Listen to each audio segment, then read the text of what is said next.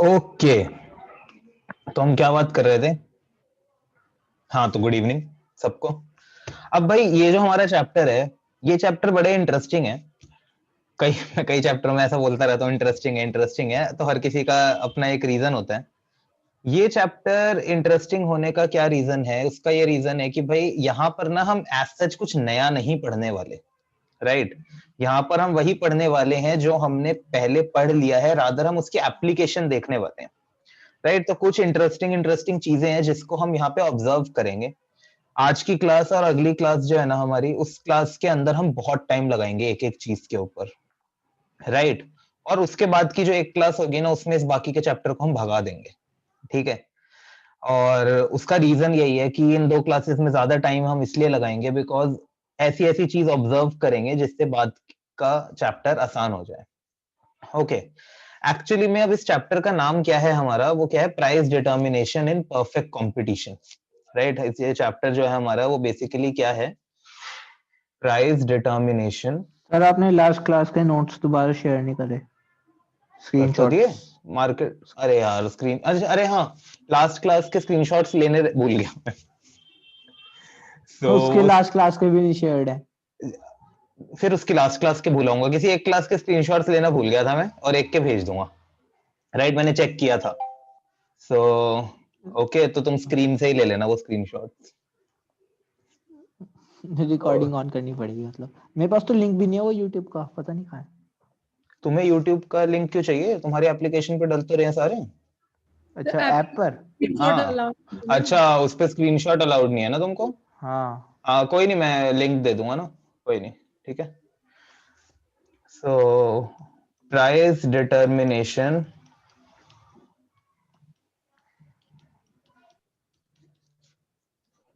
In perfect competition.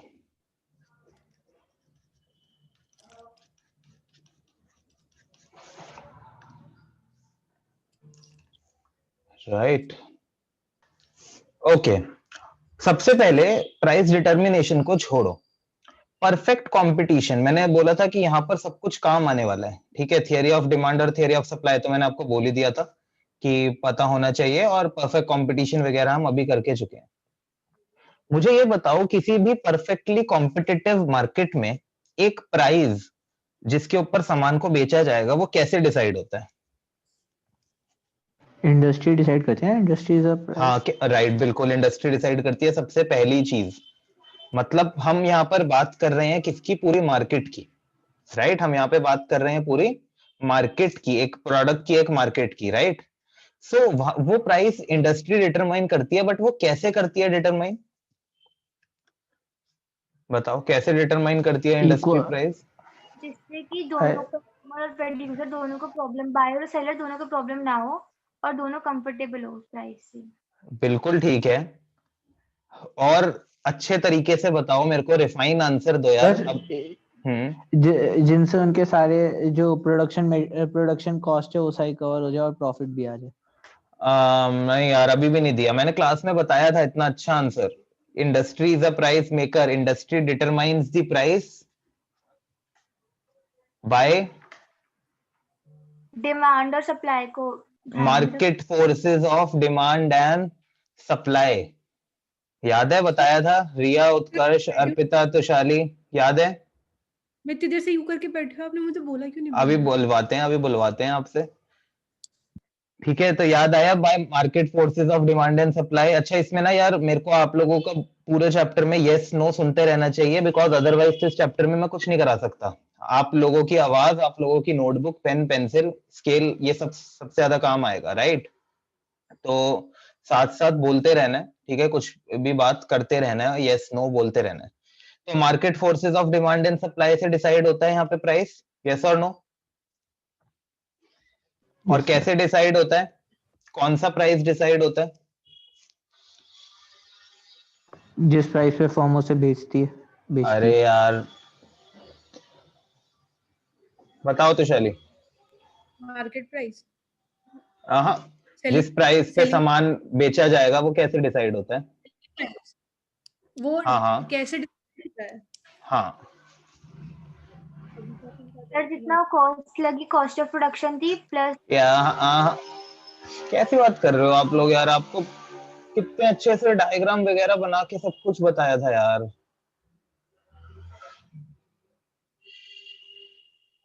जितनी मतलब demand है उस प्रोडक्ट की उसके हिसाब से तो होगा। अरे यार पूरा स्केड्यूल बनाया था आप लोगों के आगे, डायग्राम बनाया था, इंडस्ट्री फर्म, एक इंडस्ट्री प्राइस डिसाइड करती है, कैसे करती है? क्वांटिटी एक क्वांटिटी मिनट डिमांडेड एक एंड मिनट, तो शायद सप्लाइड रिया इन बोल रही है, एक मिनट रिया, हाँ आप बताओ। पर्टिकुलर पॉइंट पे जहाँ पे जो बायर और सेलर है दोनों विलिंग हो परचेज के लिए भी और सेल के लिए भी। और वो पॉइंट कौन सा होता था? दोनों कैसे आता था वो? होते हैं उनको जब इंटरसेक्ट करते हैं एग्जैक्टली याद है मैंने बोला था कि भाई, और आप तो शाली वैसे भी गलत बोल रहे थे। ठीक है, सो मैं हाँ, तो अभी जब हम बात कर रहे हैं, ये हमारे हमने कौन सा कर्व बनाया? Demand curve. Demand curve, right. ऐसे ही मैं अब कौन सा कर्व बना सकता हूँ? Supply curve. Supply curve.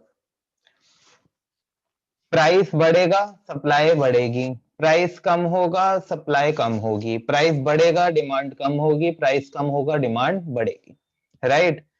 और ये वाला जो इंटरसेक्शन वाला पॉइंट है, ये वो पॉइंट है जहां पर जितना बायर्स उसके लिए विलिंग है पे करने के लिए प्रोडक्ट के लिए, उतना ही सेलर लेकर उसने पैसे को खुश है, राइट। इतनी बात समझ में आई उत्कर्ष? Yes sir. ठीक है, तो ये मैंने बताया था।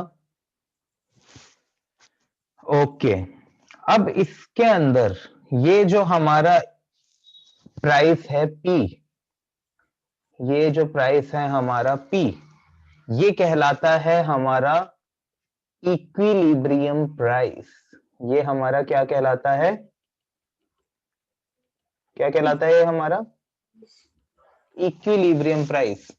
जहां पर ये वो प्राइस है, ओपी वो प्राइस है जिसके ऊपर जितना वो जितने पर वो खरीदने के लिए तैयार है, उतने पे ही दूसरा बेचने को भी तैयार है।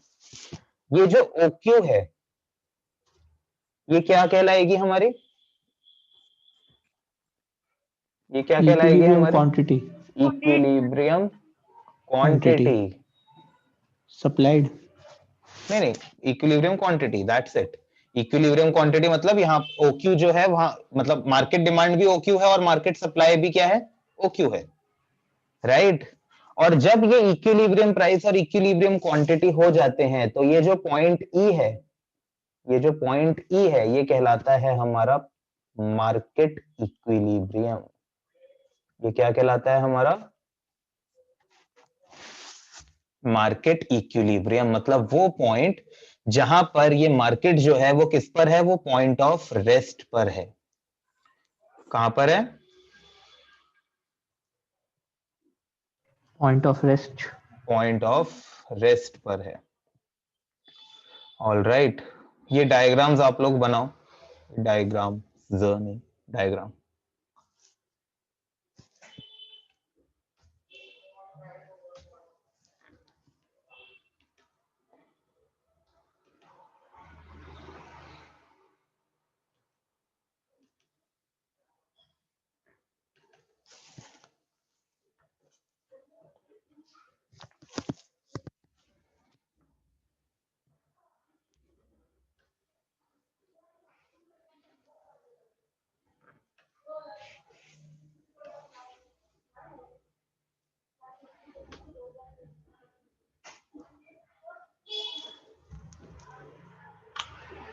बना लिया ये डायग्राम?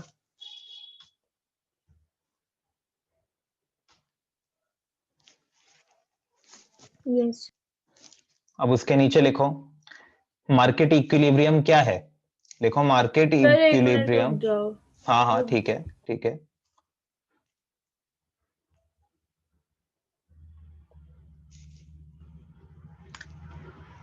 इसमें लिखवाएंगे आपसे।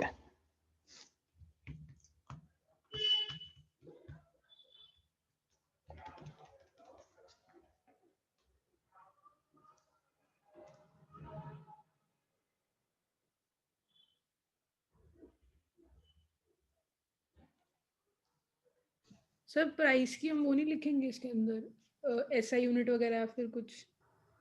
क्या चीज? यहाँ पे प्राइस कम यूनिट वगैरह कोई मेंशन नहीं करेंगे ग्राफ में? नहीं नहीं, वो तो करना ही है, प्राइस इन रुपीज। अरे वो नहीं बताऊंगा मैं, प्राइस इन रुपीज और मार्केट डिमांड और मार्केट सप्लाई इन यूनिट्स, ये तो लिखना ही लिखना है।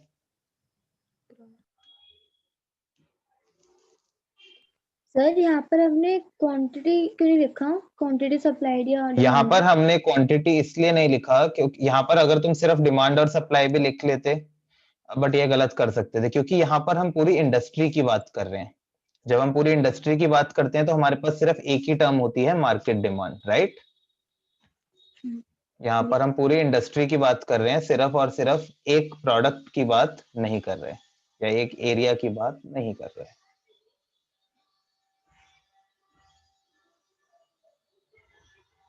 ओके, अब लिखो मार्केट इक्विलिब्रियम, ये ऐसे लिख लो, व्हाट इज मार्केट इक्विलिब्रियम, और उसके नीचे लिख लो market equilibrium is a point, market equilibrium is a point where, at which market demand and market supply of the product is equal. Market equilibrium कौन सा point है at which market supply and market demand are equal of the product is equal. अपने mic open रखो भाई, जो जब शोर आ रहा हो तब हटा दो, बंद कर दो, अदरवाइज ओपन रखो।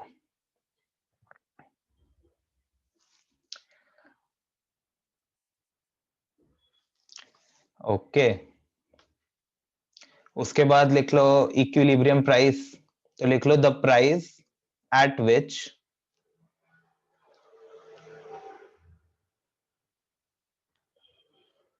Market demand is equivalent to, ये उसी चीज को मैं दूसरे तरीके से लिखवा रहा हूं बस। रिपीट करना, it is the price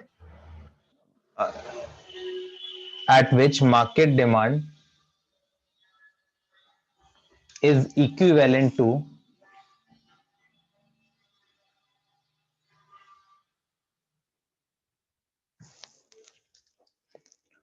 market supply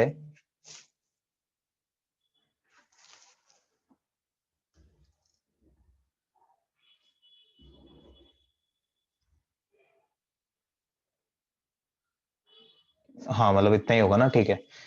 so at which market demand is equivalent to market supply, full stop. graphically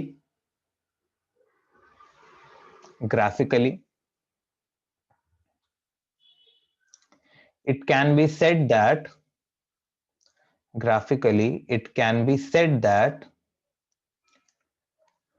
the equilibrium price is the point. Graphically it can be said that the equilibrium price is the point where demand curve and supply curve intersect.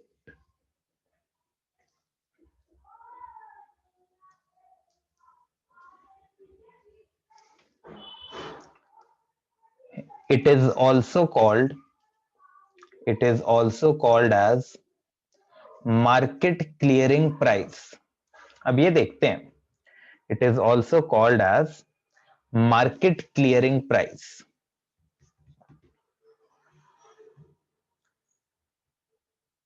अब देखो एक बार ऊपर, एक छोटी सी चीज, इसको market clearing price क्यों बोलते हैं, बताओ, कोई बता सकता है? मार्केट क्लियरिंग प्राइस क्यों बोला गया इसको? शायद इस प्राइस पे कोई और मार्केट में मतलब कोई अपनी डिमांड फ्लक्चुएट नहीं कर सकता, डिमांड या सप्लाई इस प्राइस के नहीं, अलावा। मार्केट क्लियर हो जाना। क्योंकि ये एक ऐसा प्राइस है जिसपे सब खरीदना और बेचना पसंद करता है, तो जल्दी जल्दी चीजें बिक जाएंगी, तो मार्केट क्लियर हो जाएगा। अच्छा, तो शाली आप बताओ। सर क्योंकि एट दिस पॉइंट जो क्वांटिटी डिमांडेड और क्वांटिटी सप्लाइड होती है वो इक्वल होती है। ये तो मैं बता चुका हूं, जो विधि ने बताया वो बिल्कुल सही चीज थी, उसको थोड़ा अच्छे से हम कर देंगे कि there is no unsold stock left in the market at this price. ठीक है, तो अपने लिए एक छोटा सा कहीं भी लिखना चाहो तो लिख सकते हो, नॉर्मली कोई सेंटेंस की तरह नहीं, कि मार्केट क्लियरिंग प्राइस इसको क्यों बोलते हैं, बिकॉज कोई भी अनसोल्ड स्टॉक नहीं रहता, जितना बनाया जा रहा है वो उतना ही बनाया जा रहा है जितना बिकने वाला है, राइट? उतनी ही डिमांड है, उतनी ही सप्लाई है, तो ये ओक्यू क्वांटिटी अगर बनेगी तो ओपी प्राइस से बिकेगी। तो अगर ये ओपी प्राइस जो है, सॉरी मैंने उल्टा बोल दिया, अगर ओपी प्राइस होगा तो ओक्यू क्वांटिटी बिकेगी, उतनी ही डिमांड होगी। तो ये जो ओपी प्राइस है, इसके ऊपर there is no unsold stock left in the market, कोई भी ना बिका हुआ सामान, क्या बोलते हैं, ना बिका हुआ सामान, व्हाटएवर, ठीक है, वो नहीं रहता मार्केट में, अनसोल्ड प्रोडक्ट्स। ठीक है। हाँ वो तो बोल दिया, इंग्लिश में तो बोल दिया, हिंदी में तो प्रॉब्लम तो सो ओके। हाँ, इतनी बात सबको समझ में आई? यस और नो? एक बार ये Yes. मार्केट क्लियरिंग एक बार दोबारा बताना। मार्केट क्लियरिंग प्राइस इसको इसलिए बोला गया उत्कर्ष, क्योंकि इस प्राइस पे मार्केट डिमांड और मार्केट सप्लाई इक्वल है ना? हाँ तो मतलब मार्केट में जितना बनाया जा रहा है वो एग्जैक्टली उतना ही है जितना लोग लेने वाले हैं, राइट? अच्छा, मतलब उतना ही प्रोड्यूस किया जा रहा है जितना लोग हाँ, ले रहे हैं। लेने वाले हैं, तो कुछ भी अनसोल्ड स्टॉक नहीं है, मार्केट पूरी की पूरी जितना आ रहा है उतना मार्केट से जा रहा है, तो मार्केट क्लियरिंग। ठीक। ओके, ठीक है। अब इतनी बात तो हमें समझ में आ गई। अब प्रॉब्लम ये आती है कि भैया मार्केट हमेशा इतनी अच्छी सिचुएशन में थोड़ी ना होती है, ये जो सामने हमें दिख रही है स्क्रीन पे, मार्केट में टर्बुलेंस आ जाती है। टर्बुलेंस आ जाती है मतलब ये जो मार्केट, ये जो ताकतें हैं डिमांड और सप्लाई की, ये अपने आप को बदलती हैं, राइट?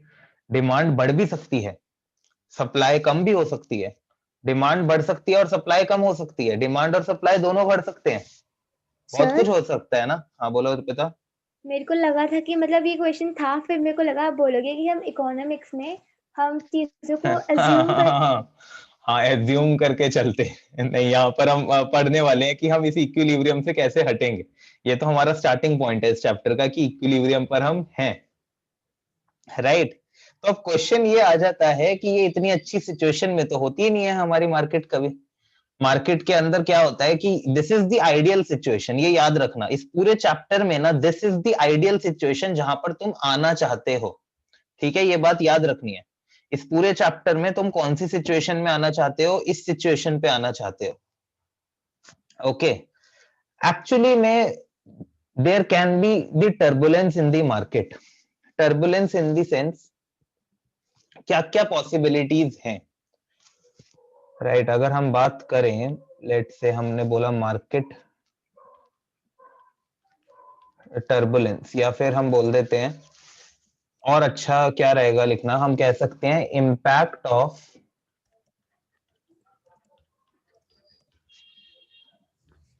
चेंज इन डिमांड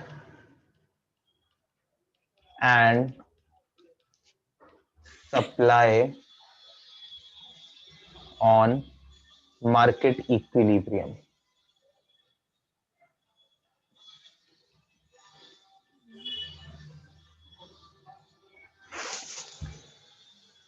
बस यही टॉपिक है जो हमें इस चैप्टर में करना है, उसके बाद हमारा चैप्टर खत्म हो जाएगा, ठीक है? सिर्फ एक यही टॉपिक हमको करना है, impact of change in demand and supply on market equilibrium. किस तरह अगर डिमांड और सप्लाई में चेंज आया उससे मार्केट इक्विलिब्रियम में इम्पैक्ट पड़ सकता है। अब ध्यान से सुनना, सबसे पहले तो इस चीज में, ये क्या हो गया, क्या हो गया?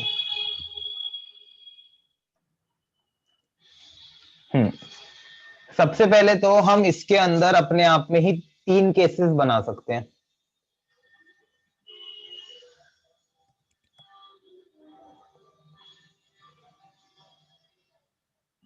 वो 3 केसेस क्या होंगे, कोई बता सकता है? डिमांड और सप्लाई में चेंज आने का इंपैक्ट हमें देखना है मार्केट इक्विलिब्रियम पे, तो 3 केसेस क्या हो सकते हैं?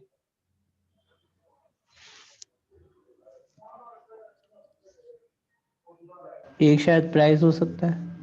ना ना ना, प्राइस तो हो ही, प्राइस की बात नहीं हो रही, यहाँ पे बात हो रही है डिमांड और सप्लाई को चेंज करने की। बताओ कोई, मैं एक बता दूंगा उसके बाद तुम्हें समझ आ जाएगा वैसे। रिलेटेड गुड्स का वही वाला ना है? ना ना ना ना ना ना, इसमें 3 केस क्या होंगे, या तो सिर्फ डिमांड बदलेगी, यस और नो, या तो सिर्फ डिमांड बदलेगी, ओनली या चेंज इन सप्लाई, या फिर सिर्फ सप्लाई बदलेगी, change in demand and supply, both. Right, या फिर क्या होगा, change in both demand, change in both demand and supply.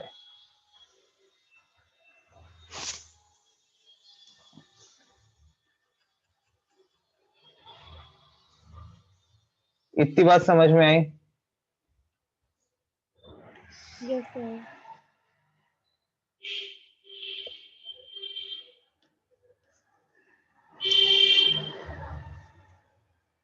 Right, change. Okay, अगर हम ओनली चेंज इन डिमांड की बात करें तो इसके अंदर कितने केसेस होंगे? अगर हम ओनली चेंज इन डिमांड की बात करें तो इसके अंदर कितने केसेस होंगे? 2, इंक्रीज और डिक्रीज। 2 केसेस होंगे। बोलो ना भाई, बाकी सारे भी बोलो, ये चैप्टर के अंदर कुछ भी ऐसा नहीं है मुश्किल है कि कुछ बहुत। इसके अंदर कौन कौन से केसेस होंगे? अरे बोलो भाई सारे। Increasing decrease. हाँ, एक होगा क्या, इंक्रीज इन डिमांड, और एक क्या होगा, डिक्रीज इन डिमांड।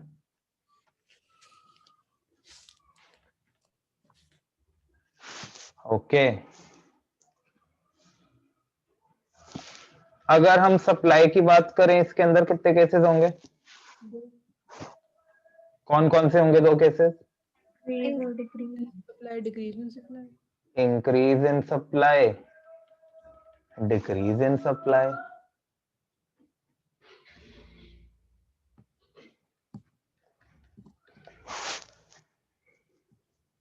ठीक है,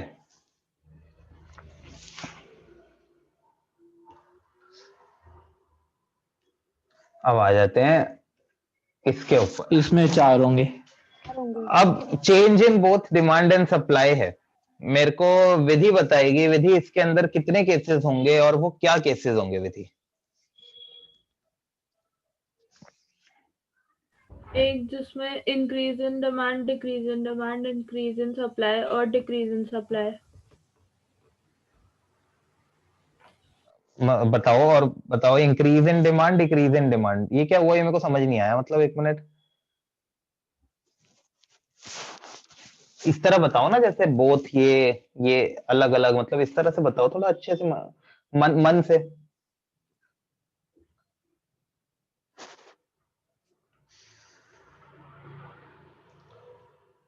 बताओ बताओ। सर ये विधि को आंसर करना है पर्सनली या सब कर सकते हैं? अभी तो विधि को ही करना है, विधि आप आंसर करो, मैं आपसे पूछ रहा हूँ।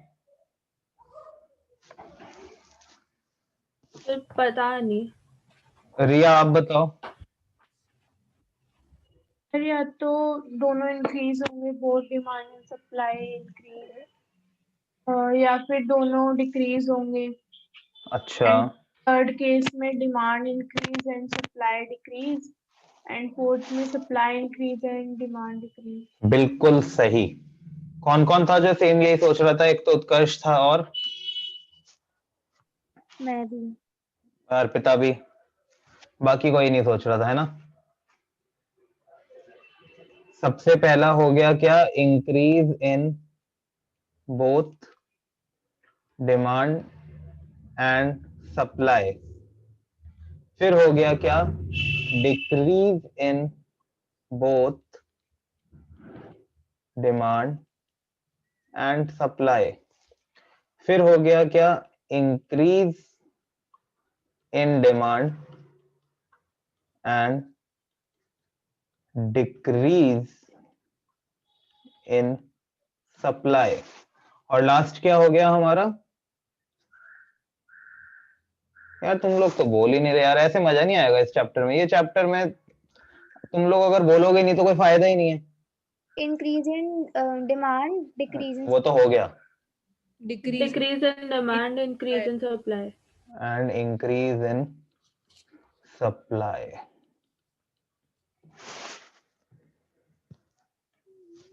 ओके, देख रहे हो चार्ट कितना खूबसूरती से अपने आप को आगे बनाता जा रहा है।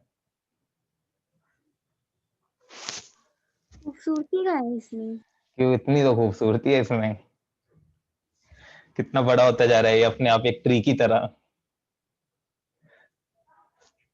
ठीक है, अब आ जाते हैं increase in both demand and supply. इसके अंदर क्या केसेस होंगे भाई बताओ?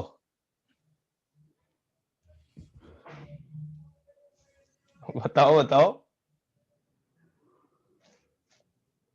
एक होगा इंक्रीज इन डिमांड, एक होगा इंक्रीज इन सप्लाई। नहीं नहीं दो नहीं, ये केसेस। तो ना ये अपने आप में केस वो है जहां डिमांड और सप्लाई दोनों बढ़ रहे हैं।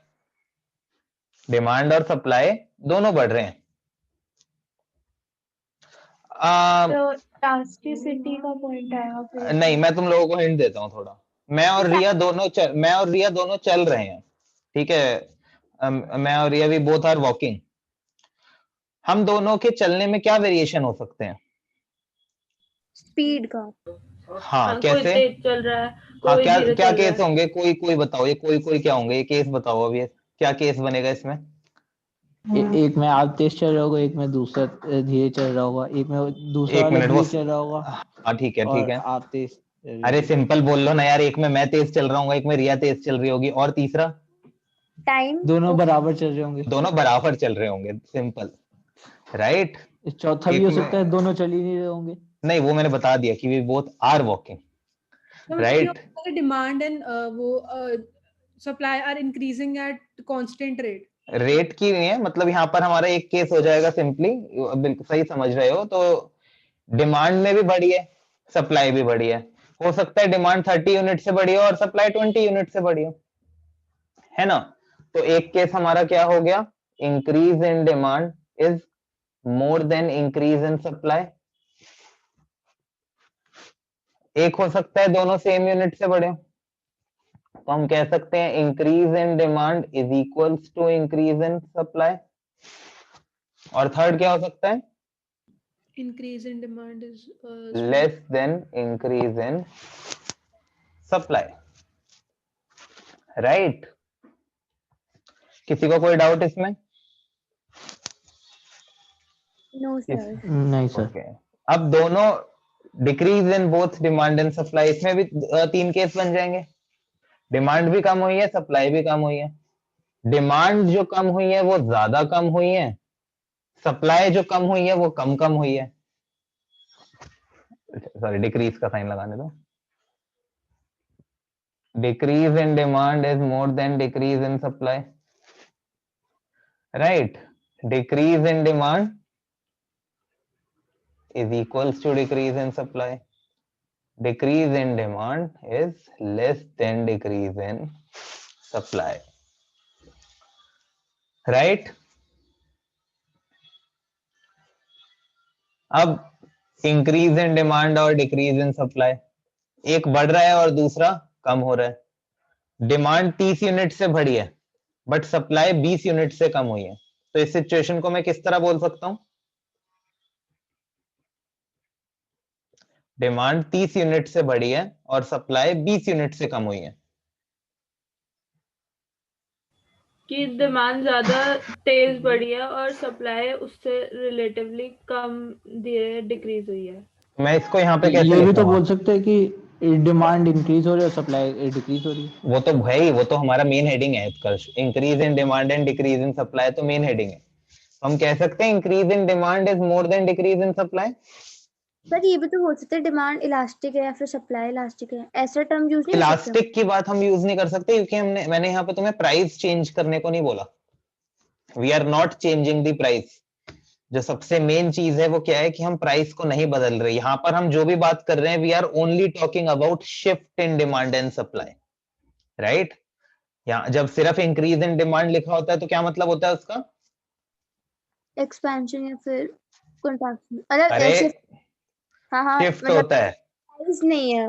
एक्सपेंशन और कॉन्ट्रैक्शन क्वांटिटी डिमांडेड में होता है, ये बोला था मैंने रिवाइज करने को, मतलब राइट? प्राइस नहीं है, जहाँ पर प्राइस का रोल नहीं है कुछ। नहीं, price remains constant. Okay, equilibrium price में चेंज आएगा, जो आएगा, जो कि मार्केट प्राइस है। जो कमोडिटी का नॉर्मल प्राइस है वो सेम रहेगा, राइट? तो जब डिमांड बढ़ रही है और सप्लाई कम हो रही है तो क्या तीन केसेस बनेंगे? Increase in demand is more than decrease in supply, increase in demand is equals to decrease in supply, और लास्ट क्या बनेगा? Less than decrease in supply. Okay, sir decrease in supply ना? हाँ सॉरी, क्या, हाँ अच्छा, हाँ ठीक है ठीक है, okay. Decrease in demand and increase in supply, इसमें क्या तीन केसेस बनेंगे? Increase in supply is greater.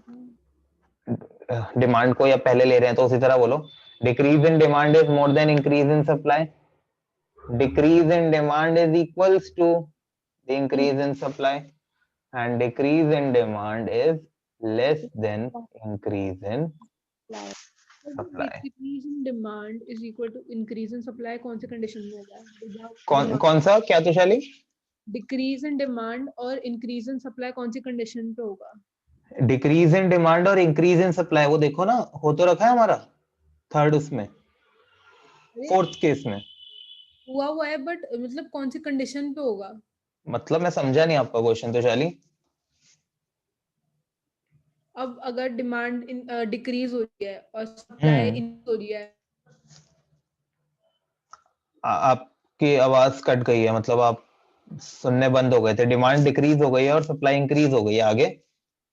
और तो वो इक्वल थोड़ी ना हो सकते हैं। क्यों डिमांड डिक्रीज, यहाँ पे डिक्रीज इन डिमांड, यहाँ पर ये बोला, कौन बताएगा? तुषाली का आंसर कौन देगा? सर मतलब कि रेट, वो रेट की बात हो रही है यहाँ पे, क्योंकि हाँ तुषाली, यहाँ पर ये बात हो रही है कि डिमांड 30 यूनिट से कम हुई और सप्लाई भी 30 यूनिट से बढ़ गई। हो सकता है पहले सप्लाई 100, डिमांड 100 यूनिट हो और सप्लाई भी पहले 100 यूनिट हो, लेट से। तो हम ये कह रहे हैं कि डिमांड 30 यूनिट से कम हो गई, कितनी हो गई? 70। रेट इक्वल होना चाहिए, यूनिट्स इक्वल नहीं होने चाहिए। हाँ होने चाहिए, क्या मतलब सिचुएशन है कि अगर ऐसा हुआ तो, इस राइट? situation के और end। सप्लाई जो है वो 130, right? So we are talking about the equality and inequality of change in demand and supply, right? ये देखो ना, what we are talking about is not demand and supply, we are talking about change in demand and supply. All right, इतनी बात सबको clear है? yes और no, सबका सुनाई देना चाहिए मेरे को। Yes sir. Yes sir. Okay, ये आपके सामने पूरा का पूरा चैप्टर है जो हमको करना है। सर अभी इसके आगे और है? क्या ये, अब मैं आपको बताता हूँ ना मेन चीज। देखो, अब इस चैप्टर में हमें क्या करना है, हमें थोड़े से डायग्राम बनाने हैं। कितने बनाने हैं? 1 2 3 4 5 6 7 8 9 16 10 11 12 13 14 15 और 16। देखो पेन भी रुक गया एक बार के लिए। कुछ रहम कर दो हमारे ऊपर। ये 16 डायग्राम हमको इस चलो चैप्टर सर में अगली क्लास में मिलते बनाने हैं फिर। चलो सर अगली क्लास में मिलते हैं फिर। हो गया। तो बस ये 16, तभी तो मैंने कहा था बस ये टॉपिक ही तो कंप्लीट करना है हमको, और थोड़ी ना कुछ है। ये छोटा सा टॉपिक है, ये कंप्लीट कर लेंगे हम जल्दी से। ओके ठीक है, तो ये जो हमारा सफर है ये अच्छा रहेगा, ठीक है? और ये लाइक ये चैप्टर वो होता है जो सबसे ज्यादा हम वो करते हैं, मतलब स्टूडेंट्स आर लाइक कि इसमें आपको टाइम बचाना है, बिकॉज इस चैप्टर के अंदर it's all about diagram, right? तो और इसका क्वेश्चन भी आएगा, 4-5 नंबर का तो आएगा। तो यहां से आपको ये टाइम चुराना होता है। और जो मैंने आपको कहा कि हम आज की और नेक्स्ट क्लास में या मे बी आज की और नेक्स्ट हाफ क्लास में हम सबसे ज्यादा टाइम लगाएंगे, वो टाइम हम किस पे लगाएंगे? वो Diagram. लगाएंगे हम इन 4 केसेस पर। अगर हमने इन 4 केसेस पर टाइम लगा लिया, बाकी सारे केसेस जो हैं वो हमारे लिए they are just a cup of tea, right? तो ये 4 केसेस पर हमको टाइम लगाना है। All right, ready? Are you ready? ना बोलने का ऑप्शन ही नहीं। हाँ, ये हुई ना बात। माइक बंद रखो ना फिर हो जाएगी ना हो। नहीं नहीं, ओके ठीक है, तो चलते हैं हमारे सबसे पहले केस की तरफ। भाई impact of increase in demand. सबसे पहले हम बात कर रहे हैं कौन सी? ओनली चेंज इन डिमांड की। हम किसकी बात कर रहे हैं सबसे पहले? Only change. और यार मेरे साथ ना बिल्कुल लग जाओ इसके अंदर, मतलब मैं बता रहा हूं कि it's just like the revision of demand and supply, nothing else. जब मैं पहले 2 डायग्राम्स बनवा दूंगा उसके बाद तुम ऐसे हो गए कि अरे अच्छा ये है क्या यहाँ पे? नेक्स्ट तो क्लास सर आज रहने देते हैं। ना ना ना ना ना, ऐसा नहीं है। अरे ये बहुत सही चैप्टर है। तो हम यहाँ पर बात कर रहे हैं अभी ओनली चेंज इन डिमांड की। हम किसकी बात कर रहे हैं? Only change in demand. Only change in demand. और रेडी हो जाओ, मैं क्वेश्चंस पूछने वाला हूँ, सब कुछ तुमने ही बताना है। ओनली चेंज इन डिमांड में हम बात कर रहे हैं किसकी? Increase in demand, decrease in demand. Right, तो हम सबसे पहले बात कर रहे हैं किसकी? Increase in demand. चलो भाई, सबसे पहले अल्फाबेट आता है ए से आती है Arpita. Arpita, increase in demand क्या होता है भाई? When the demand of a given commodity increases due to other factors keeping the price due constant. To favourable change in other factors, right? तो इंक्रीज इन डिमांड का रीजन क्या होता है? Favourable change in other factors. Keeping the price constant. Favourable, हाँ बिल्कुल सही। Favourable change in other factors keeping price of the commodity constant. अब ये फेवरेबल चेंजेस क्या होंगे अदर फैक्टर्स में, ये बताएगा कौन? A B C D. D नहीं है हमारे पास, टी में तुशाली आ गई। Tushali, favourable change in other factors, क्या फेवरेबल चेंज होते हैं जिससे डिमांड बढ़ती है? सर या तो डिमांड बढ़ने में, या तो कंज्यूमर की सैलरी बढ़ गई हो, नहीं सैलरी इनकम, इनकम हाँ sorry. Income of the consumer rise in case of normal goods. और बताओ, सारे बताने हैं भाई, जल्दी जल्दी, इसमें नहीं टाइम लगाना। और अगर कॉम्प्लीमेंट्री गुड की प्राइस कम हो जाए। राइट। तो शाली क्या है यार, क्या होगा? ऐसे ऐसे कुछ नहीं होने वाला, मैं बता देता हूँ पहले। रिया Substitute बताओ। सब्स्टिट्यूट गुड की। अच्छा ठीक। रिया हो जाओ, स्टार्ट हो जाओ रिया।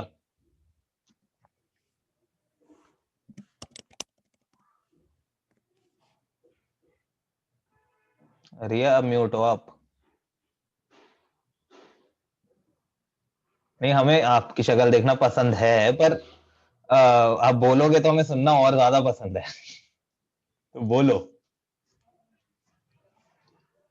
प्राइस ऑफ रिलेटेड गुड्स अगर इंक्रीज हो जाए तो। प्राइस ऑफ रिलेटेड गुड्स अगर इंक्रीज हो जाए, रिलेटेड गुड में सब्स्टिट्यूट भी होता है, कॉम्प्लीमेंट्री भी, किसी के भी इंक्रीज कर दो तो शाली के according.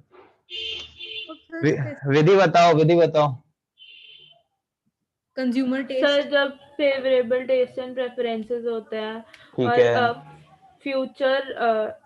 Future decrease increase in price होता है और इनकम होता है, और जब सब्स्टिट्यूट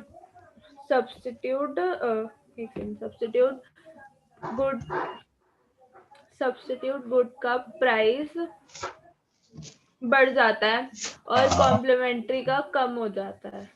बिल्कुल ठीक, राइट। सो इन सब केसेस में सब्स्टिट्यूट गुड का प्राइस बढ़ जाना, कॉम्प्लीमेंट्री गुड का प्राइस कम हो जाना, कंज्यूमर की इनकम बढ़ जाना in case of normal good, income कम हो जाना in case of inferior good, favourable taste और प्रेफरेंस हो जाना, राइट। या फिर फ्यूचर में अगर हमें लगता है कि इसका प्राइस बढ़ने वाला है प्रोडक्ट का, तो हम आज ही उसको ज्यादा खरीद लेंगे। इन सब चीजों में हमारा इंक्रीज इन डिमांड होगा, और जब इंक्रीज इन डिमांड होता है तो डिमांड कर्व पे क्या इंपैक्ट पड़ता है? सर कि कोई भी दे सकता है आंसर? हाँ हाँ, शिफ्ट इन डिमांड का rightward shift. Rightward shift in the demand curve. अब रियलाइज हो रहा है कि क्यों कह रहा था मैं जरूरी है। आखिरी चैप्टर करेंगे, सब कुछ यूज कर लेंगे इसके अंदर, अब सारी knowledge, right. Rightward shift in the demand curve. अच्छा, दो दो बातें जो यहाँ पर सोचने वाली हैं।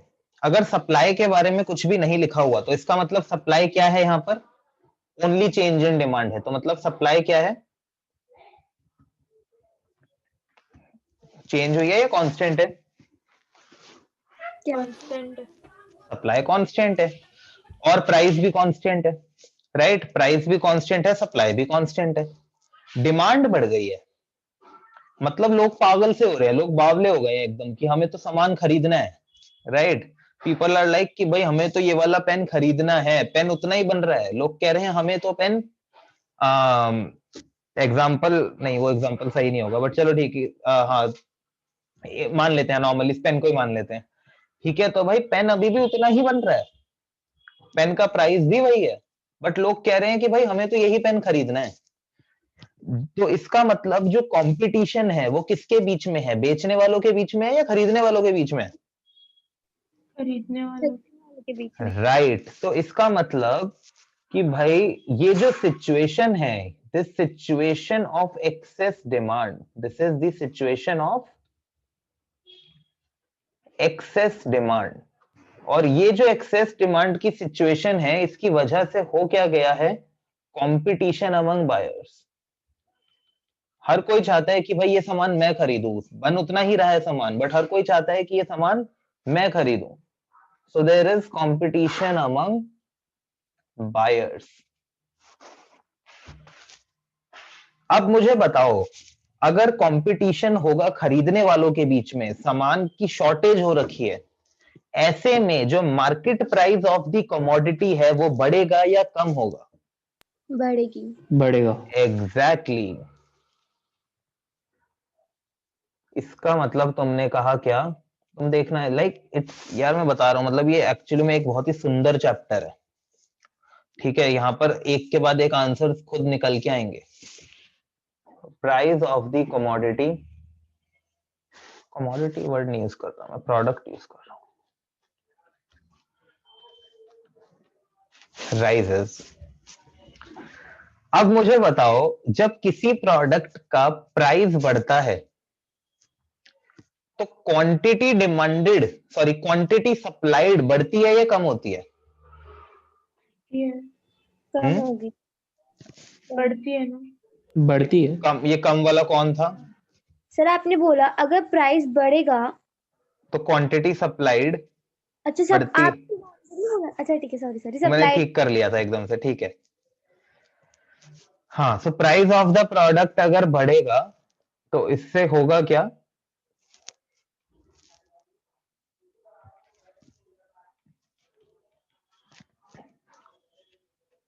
क्वांटिटी सप्लाइड, या फिर रुको इसको और अच्छे से करते हैं ना, पूरे मजे लेंगे चैप्टर में।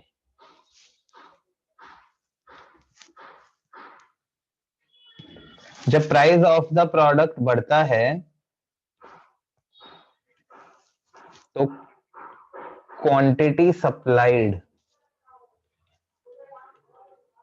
क्या होती है? इंक्रीजेस। और क्वांटिटी डिमांडेड क्या होती है? वो कम होगी। क्वांटिटी डिमांडेड क्या होती है? डिक्रीजेस। यस और नो, इतनी बात समझ में आई सबको? मैंने Yes. कुछ भी, अब ये बताओ जो मैंने यहां पर कराया है क्या ये हमने पहली बार करा है? इसके No, अंदर sir. कोई भी ऐसा कंसेप्ट अभी तक यूज हुआ है जो हमने पढ़ा ना हुआ हो? सिर्फ जो 2 चैप्टर्स में पढ़ा उस चीजों को यहां पर हमने साथ में लिख दिया है।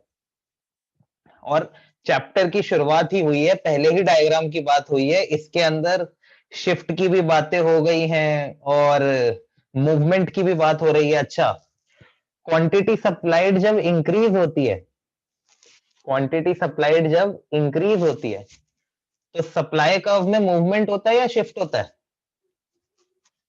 मूवमेंट। मूवमेंट होता है। कैसा मूवमेंट होता है, अपवर्ड या डाउनवर्ड? डाउनवर्ड। लो जी, अपवर्ड अपवर्ड। अर्पिता बताओ, जब सप्लाई क्वांटिटी सप्लाइड बढ़ती है तो अपवर्ड मूवमेंट होती है या डाउनवर्ड? सर क्वांटिटी सप्लाइड इस डायग्राम को मान लो ये नॉर्मल सप्लाई वाला डायग्राम है। Supply upward. कब आपके अपवर्ड, डायरेक्ट रिलेशनशिप होता है भाई प्राइस और उसमें। तो डिमांड।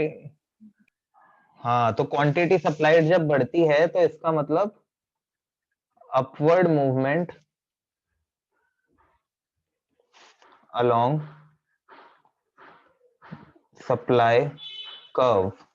और अगर क्वांटिटी डिमांडेड डिक्रीज होती है तो कैसी मूवमेंट होती है? आराम आराम से बोलना है, जल्दी नहीं करनी। क्वांटिटी डिमांडेड डिक्रीज हो रही है तो कैसी मूवमेंट होगी? डाउनवर्ड। तो भी अपवर्ड ही तो होगी। तो भी अपवर्ड ही होगी ना उत्कर्ष, उल्टा होता है ना। आप ऐसे सिर्फ बातों की उसमें वो देखो मैंने कहा नहीं, ये देखो, अब देखो उत्कर्ष, क्वांटिटी डिमांडेड कम होगी तो कैसी मूवमेंट होगी? अपवर्ड। कैसी मूवमेंट होगी Riya? Upward. Vidhi, sir upward movement. Tushali, yes sir. कैसी मूवमेंट होगी? डाउनवर्ड। तुषाली क्लास में ध्यान दे लो या तो क्लास से चले जाओ, क्लास का माहौल मत खराब करो प्लीज।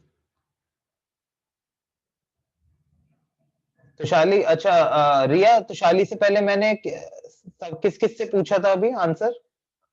आंसर बताने के बाद, आंसर बताने के बाद सबसे Yes, sir. आंसर। तो तुषाली क्लास को प्लीज खराब मत करो, रिकॉर्डिंग से देख लेना, चले जाओ क्लास से, मतलब गुस्सा मत दिलाओ। इतने इररिस्पॉन्सिबल स्टूडेंट हो आप, कितनी बार आपको बता चुका हूं। पेरेंट्स आपके बोलते हैं सॉरी, या किसी के भी पेरेंट्स बोलते हैं, बुरा मुझे लगता है उस बात का। जिससे भी बात हुई है मैंने यही बोला है सब, उस दिन भी। नहीं करना चाहते मत करो यार, पढ़ाई क्यों कर रहे हो? फीस आपने दे दी है ना, फीस दे दिया आपने तो यही तो करना था ना बस। पैसे वेस्ट कराने थे घर वालों के, करा दिए, खत्म बात। टाइम तो मत वेस्ट करो दूसरों का। क्वांटिटी डिमांडेड जब कम होती है तो क्या होती है तब भी? अपवर्ड मूवमेंट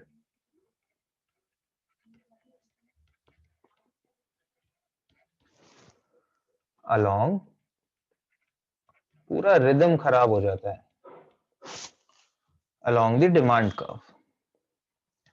अब ये सारी जो हमने बातें यहां पर लिखी है ना, देखो हम अभी इनसे कितनी मजेदार ड्राइंग बनाते हैं।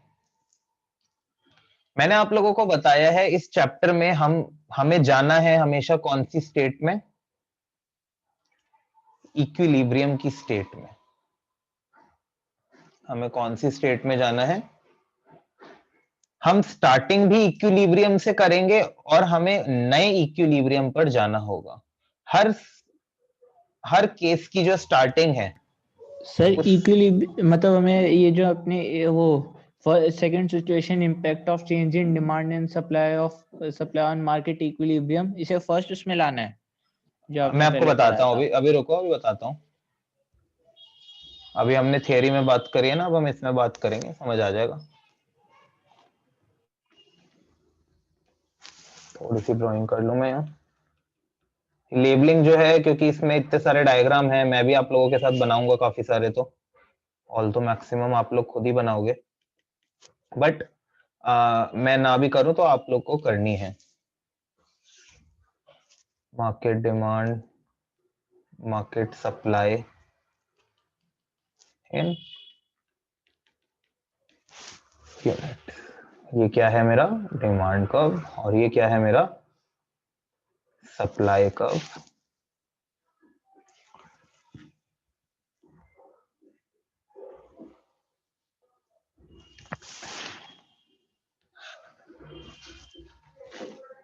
but the heading से कि only demand will change, तो हम सिर्फ डिमांड को भी नहीं, हम मार्केट इक्विलिब्रियम भी तो लाना है ना। अच्छा हाँ अब बड़े हो गए हो, अब बच्चे नहीं रहे हो, अब वो स्टार्टिंग में थे हम, अब हम बड़े हो गए हैं एंड में आते आते।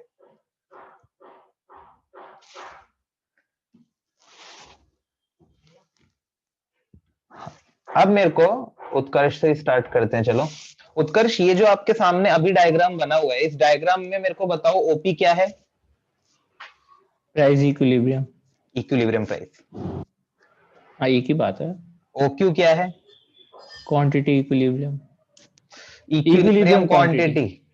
और अरे ई एक ही क्या है, बात है। एक बात नहीं है। और ई क्या है, market equilibrium. Market equilibrium equilibrium नहीं, इक्विलिब्रियम मार्केट, मार्केट इक्विलिब्रियम। ठीक है, ये तो है वो सिचुएशन जहां पर हम अभी हैं, ये वो हम मान के चल लेते हैं, मतलब this is the present, right. तो दिस इज द सिचुएशन जहां हम अभी हैं। अब हमारा केस क्या कह रहा है कि क्या हो गया है। जिसके अंदर बाकी भी बोल demand. सकते हो, हाँ बाकी भी बोल सकते हो। हाँ रिया बोलो। Demand. Only increase in demand. अब आप लोग मुझे बताओगे, मैं वो चीज यहां पर करता रहूंगा। ओनली इंक्रीज इन डिमांड मतलब डिमांड कर्व में कैसा शिफ्ट आएगा, राइटवर्ड। तो इसका मतलब इस डायग्राम में मेरे को क्या करना है, एक राइटवर्ड शिफ्ट दिखा देना है, राइट। इस डायग्राम में मैंने को क्या करना है, एक राइटवर्ड शिफ्ट दिखा देना है। बना सकता हूं मैं ऐसे, कुछ गलत तो नहीं किया मैंने इसके अंदर। राइटवर्ड शिफ्ट लिखा था मैंने, राइटवर्ड शिफ्ट कर दिया। जो यहां पर लिखा है मैं वही करूंगा भाई, मुझे उससे ज्यादा कुछ नहीं पता। इसको मैंने नाम दे दिया क्या, डी डैश, डी डैश। अब हमने लिखा कि भैया अब अगर आप देखो ओपी प्राइस पर, ओपी जो प्राइस है, उस ओपी प्राइस पर जो मार्केट डिमांड है वो कितनी है। ओपी प्राइस पर जो मार्केट डिमांड है वो कितनी है, ओक्यू। और मार्केट सप्लाई। सर ये आपका लास्ट वाला क्वेश्चन समझ में नहीं आया। मैं और इसको और इजी तरीके से पूछता हूँ, चलो रुको। अगर मैं बात करूं ओपी प्राइस की, ओपी प्राइस के ऊपर मार्केट सप्लाई कितनी है, ओपी प्राइस पर मार्केट सप्लाई कितनी है, कितने यूनिट। जितनी ओक्यू है मतलब क्वांटिटी। ओक्यू, हाँ ओक्यू, राइट, सही कह रहे हो। तो एट प्राइस ओपी, और अभी अपने पेन्स वगैरह मत चलाना, तो what I can say at price OP market supply जो है वो कितनी है, ओक्यू। ओक्यू। और मार्केट डिमांड अब कितनी हो गई है, मार्केट डिमांड अब कितनी हो गई है, मैं इसको लिख लूं ओक्यू डैश। मैं ये कह सकता हूं मार्केट डिमांड हो गई है क्या, ओक्यू। एनक्यू चलना बंद हो गया। हाँ, मार्केट डिमांड कितनी है, ओक्यू डैश। इतनी बात, किसी को प्रॉब्लम इसमें। ठीक है, हमें सिर्फ स्टार्टिंग के 4 डायग्राम में टाइम लगाना है अच्छे से। मार्केट सप्लाई ओक्यू है, बट मार्केट डिमांड अब कितनी हो गई है, ओक्यू डैश। इसे यस और नो सबको समझ आया इतना। Yes sir. इसका मतलब एक्सेस डिमांड कितनी हो गई है, क्यू डैश। राइट। इसका मतलब एक्सेस डिमांड कितनी हो गई है, क्यू क्यू डैश, राइट। हम अपने, अगर हम बात करें थियरी की, तो हमने इस वाले पॉइंट की बात कर ली, इस वाले पॉइंट की बात कर ली, इस वाले पॉइंट की बात कर ली ना। Yes sir. अब कंपटीशन किसके बीच में हो गया है? बायर्स। बायर्स के बीच में। इसकी वजह से क्या होगा? क्वांटिटी सब प्राइस बढ़ जाएगा। प्राइस बढ़ जाएगा, उसकी वजह से प्राइस बढ़ेगा। प्राइस बढ़ेगा तो क्वांटिटी डिमांडेड क्या होगी? डिक्रीज। डिक्रीज। क्वांटिटी डिमांडेड क्या होगी? डिक्रीज। और मूवमेंट कैसी होगी? अपवर्ड। अपवर्ड। ये देखो, हो रही है अपवर्ड मूवमेंट, दिख गई सबको अपवर्ड मूवमेंट हो रही है यहाँ पे? उत्कर्ष, रिया, विधि, हाँ सर। तुषाली, अर्पिता, ठीक है। और प्राइस बढ़ेगा तो क्वांटिटी सप्लाइड क्या होगी? बढ़ जाएगी। क्या, कैसी मूवमेंट होगी? अपवर्ड। दिख रही है सबको अपवर्ड मूवमेंट? Yes sir. नया इक्विलिब्रियम पॉइंट भी नजर आने लग गया होगा आप लोगों को। यस। बस यही नजर मिलाना था आपकी। ये आ गया हमारा क्या? नया equilibrium, that is E dash. इस और अभी आप लोगों ने मेरे को बताया कि नया जो प्राइस होगा वो क्या होगा? बढ़ेगा। और ये है हमारी, इसको को दूसरे कलर से बना दूं मैं। तो सप्लाई कर्व में भी चेंज आएगा? सप्लाई कर्व में तो क्यों चेंज आएगा? वो तो हमने कहा ही नहीं। क्वांटिटी सप्लाइड बढ़ी है, क्वांटिटी सप्लाइड से कभी सप्लाई कर्व में चेंज आता है? नहीं, मतलब शिफ्ट तो होगा। कौन ठीक करेगा? कौन ठीक करेगा? ठीक है, ओके, ठीक है। अब हम ये कह सकते हैं, इसको हम नाम दे लेते हैं लेबलिंग। इसमें लेबलिंग का देख रहे हो, बहुत इंपॉर्टेंट रोल है। इसको मैंने नाम दे दिया लेट से P1। सर ऐसे तो जब इसको ट्यूशन में टेस्ट होगा तो सारे लेबलिंग के मार्क्स कटेंगे। अब तुम देख रहे हो ना, मैं तुम्हें सामने दिखा रहा हूँ कि कितना जरूरी है इसमें लेबलिंग। अब हम ये कह सकते हैं कि हमारा, पड़ेगा। अब एक मिनट रुको, हमारा जो नया इक्विलिब्रियम प्राइस है वो क्या हो गया? बड़ा या कम हो गया? बड़ा है, OP1 बढ़ गया, OP1 हो गया। और जो नया इक्विलिब्रियम क्वांटिटी है वो बड़ा या कम हो गया? बड़ा, OQ1। OQ1, right. इतनी बात समझ में आई अच्छे से? ये मार्केट डिमांड था ना जो हाँ, इंक्रीज। राइट। इक्विलिब्रियम प्राइस बढ़ने पे तो डिमांड कम होनी थी। प्राइस बढ़ने पर क्या होनी थी? तो डिमांड क्वांटिटी, तुषाली प्राइस बढ़ने पर क्वांटिटी डिमांडेड कम होती है, तो वो हमारी हुई तो है। ये देखो, ये रहा, ये एरो दिख रहा है? हाँ। प्राइस बढ़ने पर क्वांटिटी डिमांडेड कम हो गई तो अपवर्ड मूवमेंट। अच्छा। और प्राइस बढ़ने पर सप्लाई, क्वांटिटी सप्लाइड बढ़ गई तो भी अपवर्ड मूवमेंट, राइट? ओके। अब ये जो एक्सेस, हाँ तो अब इस पे आ जाते हैं। तो मतलब ये एक्सेस डिमांड थी हमारी QQ डैश, राइट।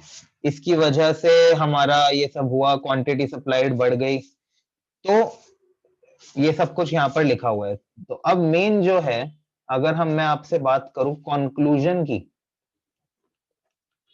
कि इस पूरी सिचुएशन से कंक्लूजन क्या हुआ, तो क्या मैं ये बोल सकता हूं कि इक्विलिब्रियम प्राइस, सिंपल हम इसे ये भी तो कह सकते हैं, E dash is the new market equilibrium. हाँ, नहीं, ये एक्चुअली ये सबसे ज्यादा रेलिवेंट चीजें यही है कि जब सिर्फ डिमांड बढ़ती है तो इक्विलिब्रियम प्राइस भी बढ़ता है और इक्विलिब्रियम क्वांटिटी। कंक्लूजन के अंदर हम सिर्फ ये नहीं लिख सकते, उससे सारा डिराइव हो ही जाएगा। ना ऐसे नहीं होता ना। सो equilibrium price increases from OP to OP1, equilibrium quantity increases from OQ to OQ1, and new equilibrium is established at point E dash। इतनी बात समझ में आई सबको अच्छे से एकदम? बताओ। सर ये एक डायग्राम बनाने में इतनी देर लग गई? ये एक डायग्राम बनाने में देर लगी। अच्छा, एक चीज मैं सर आपको और बनाना शुरू करें? हाँ, एक बनाना भी शुरू कर दो। और मैं पहले बता देता हूँ कि आप जब डायग्राम बनाओगे ना, तो ये जो आपको ब्लू से जो लाइट लाइंस दिख रही है ना, ये डी डैश का कर्व हो गया, या फिर ये वाला जो इतना पार्ट है ये हो गया, है ना, इसको आप डॉटेड लाइंस बनाना। कैसी बनाओगे इसको आप? Dotted line. डॉटेड लाइंस, ठीक है। तो जो न्यू डिमांड कर्व है वो, और ये जो लाइट ब्लू से बना हुआ है ये, तो जितना भी लाइट ब्लू से इधर आपको दिख रहा है वो आप कैसा बनाओगे? डॉटेड बनाओगे। मेरे पास डॉटेड बनाने का ऑप्शन है नहीं, मतलब सीधी नहीं बनेगी अदरवाइज वो। ओके, एंड आप स्केल का यूज करे बिना बनाओ, स्केल का यूज करे बिना बनाओ और सीधा बनाओ। जिसको पता है कि वो बहुत गंदा बनाएगा वो स्केल का यूज करो। सप्लाई कर्व और डिमांड कर्व के लिए तो स्केल यूज करना ही पड़ेगा, बिना उसको थोड़ी बनेगा। नहीं, आप फ्री हैंड बना सकते हो, डिपेंड करता है कि आप बना सकते हो। मतलब आई मीन मैंने जब अपने नोट्स बनाए थे तो स्केल नहीं यूज किया था, ठीक है। सो सर बनाए स्केल से या नहीं बनाए उसमें कोई फर्क पड़ेगा वैसे? मतलब टीचर अगर एग्जाम में marks- पढ़ सकता है, एग्जाम में पढ़ सकता है, बिकॉज आप एग्जाम, अरे आप एक बात देखो ना यार, एग्जाम में तो एक क्वेश्चन आना है तो स्केल से बनाओ सुंदर सुंदर। सर एग्जाम तो होने ही ऑनलाइन है, उसके अंदर क्या दिक्कत है? अब वो पीडीएफ वगैरह लेंगे ना इसके फिर। हाँ अरे तो नहीं, ये तो मैं ये यही बोल सी रही हूँ रजिस्टर से फोटो खींची और अपलोड कर दी। वो सब देखो, मैं उसको नहीं बोलता, उस दिन भी आपको मना किया उत्कर्ष मैंने इस सब के लिए। हाँ विधि बोलो। हाँ वो तो मैं ये बोल रही हूँ कि अगर हम स्केल से बनाएंगे तो वो मार्क्स काट लेंगे। नहीं नहीं नहीं, ऐसा कुछ नहीं है, स्केल से बनाने से मार्क्स नहीं काटेंगे, जैसे भी अच्छा बना सको बनाओ, बट फ्री हैंड बनाओगे तो ज्यादा बेटर है, राइट। सर वैसे ही मेरा अच्छा नहीं लगता कोई डायग्राम, और फ्री हैंड बनाऊंगा तो क्लास ही एंड करनी पड़ जाएगी आपको। चलो ये करो, फिर मैं उसके बाद लिखवाता हूँ। मतलब तो जो आपने कंक्लूजन में लिखा है तो ऊपर उसको इलैबोरेट करके आपको लिख पाओगे ना? हाँ, अभी ये सारा आप एक बार करो नोट, देन उसके बाद मैं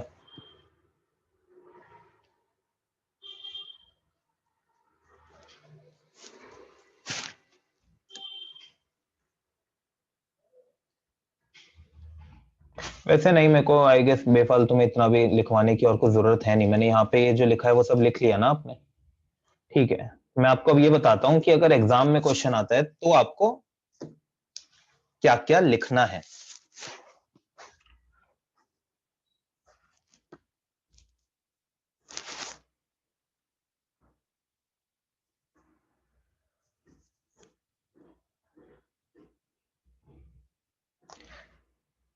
देखो, अगर एग्जाम में ये 4 नंबर का क्वेश्चन आया ना, सर एक मिनट बनाने तो दो। हाँ चलो बना लो आप पहले अच्छे। हाँ, तो देखो यार, एग्जाम में अगर ये 4 मार्क्स का क्वेश्चन आया, ठीक है, उससे कम का तो नहीं आएगा। अगर 4 नंबर का क्वेश्चन आया तो आपको जो जो यहाँ पे लिखा है वो सब एक्सप्लेन करना है कि भाई इंक्रीज इन डिमांड कब होता है, ये सारा ऑब्वियसली चार्ट में नहीं, सेंटेंस बना के करना है। बट अगर ये क्वेश्चन 6 नंबर का आ गया, राइट, या 5 नंबर का आ गया, उसमें एक चीज और बढ़ जाएगी कि ये जो favourable change in other factors है ना, ये आपको सारे फैक्टर्स फेवरेबल चेंज बताने पड़ेंगे। Increase in price of substitute good, decrease in price of complementary good, कितने प्राइस में है तो नहीं बताने, मतलब कितने मार्क्स में है तो नहीं बताने पड़ेंगे? 4 नंबर में, राइट, 5 या 6 में ये बताना पड़ेगा। और अगर उससे कम में आता है, 3 नंबर में आता है, तो 3 नंबर में आएगा तो आपको सिंपली ये बता देना है, ये डायग्राम बना, वैसे आता नहीं है ये 3 नंबर में, बट अगर आया तो ये डायग्राम बना देना है, राइट, और लिख देना है because of excess demand there will be competition among buyers, and फिर ये कंक्लूजन लिख देना है, equilibrium price increases from OP to ओपी1 and equilibrium quantity increases from OQ to OQ1। तो सर हमें ये जैसे अभी हमने न्यू यहाँ पे इक्विलिब्रियम, प्रॉपर वो बनाया ग्राफ टाइप में, तो हमें वो प्रॉपर बनाना है? हाँ हाँ, डायग्राम प्रॉपर बनाना है। डायग्राम नहीं, ग्राफ जैसे अभी जो बनाया है वो situation of excess demand, competition among buyers, ये सब बनाना है या फिर सिर्फ राइटवर्ड शिफ्ट तक बस? ये मैं एक बार समझा नहीं, ग्राफ पूरा बनाना है उसका, ग्राफ में कोई उसके साइड में, उसके साइड में जो ये है, नहीं कह तो रहा हूँ सिर्फ 4 नहीं नंबर में दूसरी साइड में rightward shift in demand curve. हाँ मैंने बताया उसके तो आगे उत्कर्ष कि अगर 4 नंबर में आया ना, तो आपको सिंपली बता देना increase in demand is the situation when there will be rightward shift in the demand curve, right, and it will create the situation of excess demand and equilibrium. अगर ये 3 नंबर में आया तो सिर्फ हम लिख देंगे इसके बाद equilibrium price and quantity increases from OP to OP1 and OQ to OQ1, new equilibrium will established at E dash. 4 number का आया तो ये सब कुछ जो लिखा है वो भी लिखेंगे, और अगर 5 या 6 नंबर का आया तो अदर फैक्टर्स में क्या फेवरेबल चेंज आया है वो भी एक्सप्लेन करेंगे, ठीक है? सर ओके, फैक्टर्स 6 नंबर का है तो जी सर। क्या अर्पिता? फैक्टर्स कितने लिखने अगर 6 नंबर का है तो? वो सारे जो अदर फैक्टर्स हैं वो सारे, ठीक है? ओके, ये तो बात हो गई इंक्रीज इन डिमांड की। अब बारी आती है इंक्रीज इन सप्लाई। मैं यहां पर बैठा हूं, कुछ नहीं कर रहा, ठीक है? 5 मिनट है आपके पास, इंक्रीज इन सप्लाई बनाओ। Increase in sorry decrease in demand, increase in demand हो गया, अब क्या है? Decrease in demand. अब डिक्रीज इन डिमांड इसके बेसिस पे अपनी नोटबुक्स में बनाओ, एक एक चीज इसी पैटर्न में चलेगी।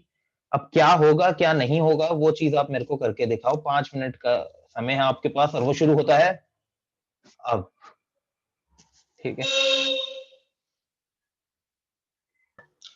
ओके, तो भाई अब हमारी जो सिचुएशन है वो सिचुएशन है क्या? Decrease in demand. अब जो हमारी सिचुएशन है वो क्या है? Decrease in demand. Decrease in demand. Decrease in demand का मतलब है कि कैसे चेंज आए हैं, फेवरेबल या अनफेवरेबल? अनफेवरेबल। ठीक है भाई, लगा देते हैं UN यहाँ पे। इसका मतलब जो शिफ्ट हुआ है वो कैसा हुआ है? लेफ्टवर्ड। लेफ्टवर्ड। इसका मतलब जो शिफ्ट हुआ है वो हुआ है क्या? Leftward. Situation of excess demand है, situation of excess supply. Right, इसको सिचुएशन ऑफ एक्सेस सप्लाई बोल लो या डेफिसिट डिमांड बोल लो, राइट? लो डिमांड लिख दिया था। नहीं भाई, वो टर्म्स कोई नहीं, वो मैं ठीक करा रहा हूँ ना, टर्म्स क्या रहती हैं? डेफिसिट डिमांड या फिर एक्सेस सप्लाई। वैसे एक्सेस सप्लाई ज्यादा अच्छा है।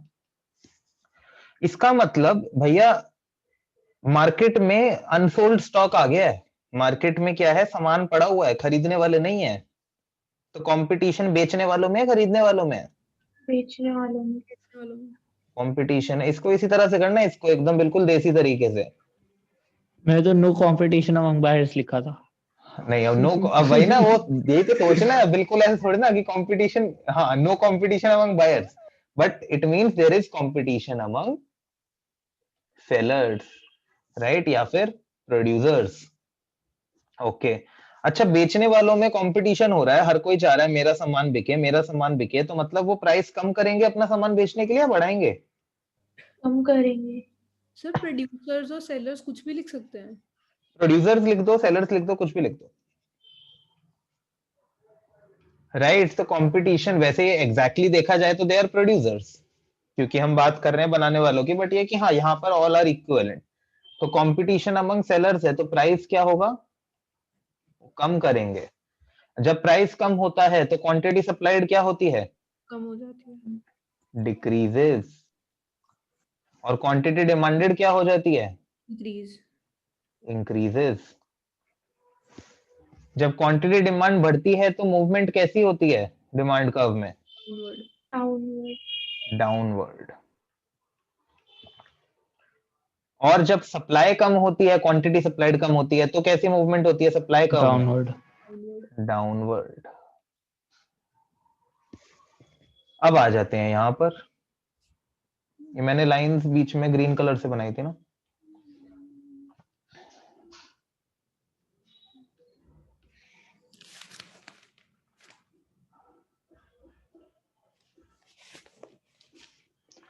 OP, OQ,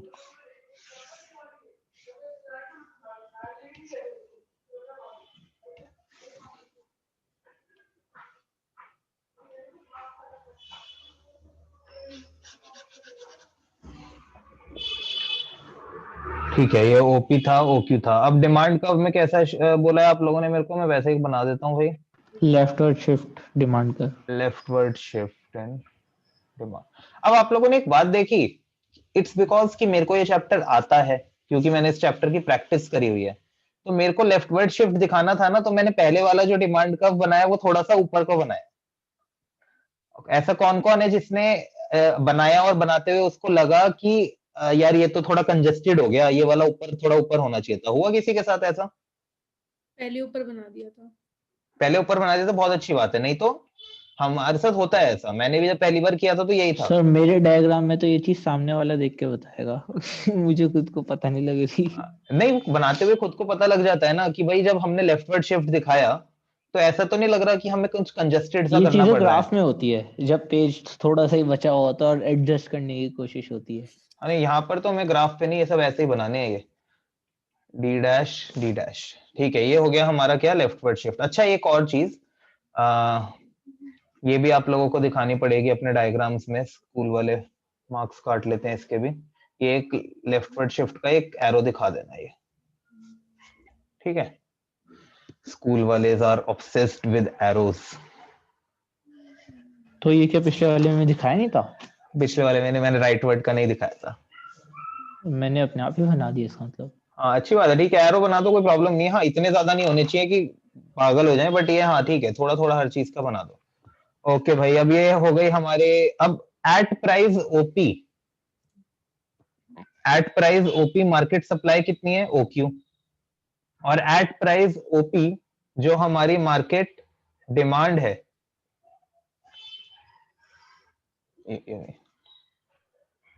eight price OP जो हमारी मार्केट डिमांड है वो कितनी है, इसको वही ले लेते हैं अगेन, ओक्यू डैश। सर ये डॉटेड बनानी है ये वाली। ये वाली जो बनानी है ये नॉर्मल बना लो, कोई नहीं, ठीक है। सो हाँ, तो ये हो गया क्या, ओक्यू डैश। हाँ, तो इसका मतलब हमारी जो एक्सेस सप्लाई है वो कितनी हो गई, एक्सेस सप्लाई कितनी हो गई, Q Q dash. Dash. Okay, अब प्राइस जो है वो फॉल होगा तो क्वांटिटी सप्लाई डिक्रीज होगी, तो इसका मतलब downward movement along the supply curve. कैसी मूवमेंट होगी, downward downward movement along the, downward movement along the supply curve, और ऐसे ही डाउनवर्ड मूवमेंट होगी along the demand curve, right. और पहले हमारा इक्विलिब्रियम था पॉइंट ई, और अब जो होगा वो क्या होगा, ई डैश डैश, राइट। और अब जो हमारी इक्विलिब्रियम क्वांटिटी है वो क्या होगी, Q1। हाँ, ओ Q1, और इक्वि फिट हो जाए यहाँ पे, हाँ। और जो इक्विलिब्रियम प्राइस है हमारा वो क्या होगा, OP1। इक्विलिब्रियम प्राइस कम हो गया और इक्विलिब्रियम क्वांटिटी भी पहले से कम हो गई, तो equilibrium price falls and equilibrium quantity decreases. Okay, इतनी चीज समझ में आई अच्छे से? आप लोगों ने खुद ही किया है, देखो किसी का डायग्राम गलत था यहाँ पे? सर नहीं सर। मतलब अगर जैसे एरो थोड़ा अंदर बाहर करके वो कर देखो, इट्स ऑल अबाउट की सुंदर लगना चाहिए, ठीक है ना, इट्स ऑल अबाउट की सुंदर लगना चाहिए। उत्कर्ष कह रहा है यार ये तो गलत हो रहा है मेरे साथ बहुत ज्यादा। उत्कर्ष ऐसा लास्ट लाइन नहीं, गलत हो गई। उत्कर्ष ऐसा सोचना ही नहीं है कि ये तुम्हें ये लग रहा हो कि ये चैप्टर तुम्हें मार्क्स देने से खुद मना कर रहा है, नहीं ऐसा नहीं है, ठीक है। मार्क्स लेकर आने हैं, छीनने हैं इस चैप्टर से मार्क्स। नहीं, मैं जानबूझ के एक पेज पे एक डायग्राम बना रहा हूँ। हाँ, ये अच्छे से करो, कोई नहीं, बिल्कुल अच्छे से करो। इतने अच्छे से ही तो कर रहा हूँ कि आगे दिक्कत ना हो फिर। ढूंढने वूढने में। नहीं देखो ऐसे नहीं, राइट। अच्छा एक और चीज करो इसके अंदर यार, ठीक है, ये प्रेजेंटेशन ना बड़ा टेढ़ा काम है, मेरे को कुछ कुछ याद आता रहता है और मैं बताता रहता है।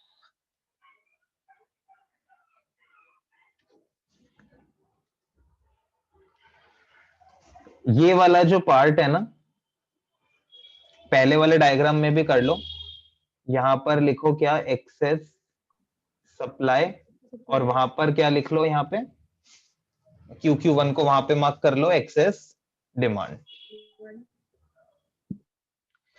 ठीक है। ये मैंने कर लिया था पहले। हाँ मतलब लेबलिंग देखो अच्छे से करो, मतलब बिल्कुल प्यारी सी लेबलिंग करनी है, ठीक है। तो इसका मतलब आज की क्लास में ये सीखा, ये एक्सेस सप्लाई में पीछे वाले में करना है ना, एक्सेस सप्लाई इस वाले में है ना, डिक्रीज इन डिमांड में, उसमें तो एक्सेस डिमांड थी ना, इंक्रीज इन डिमांड में। अच्छा हाँ ठीक है। ठीक है, तो आज की क्लास में हमने ये देखा कि भैया अगर डिमांड इंक्रीज होती है तो इक्विलिब्रियम प्राइस और क्वांटिटी,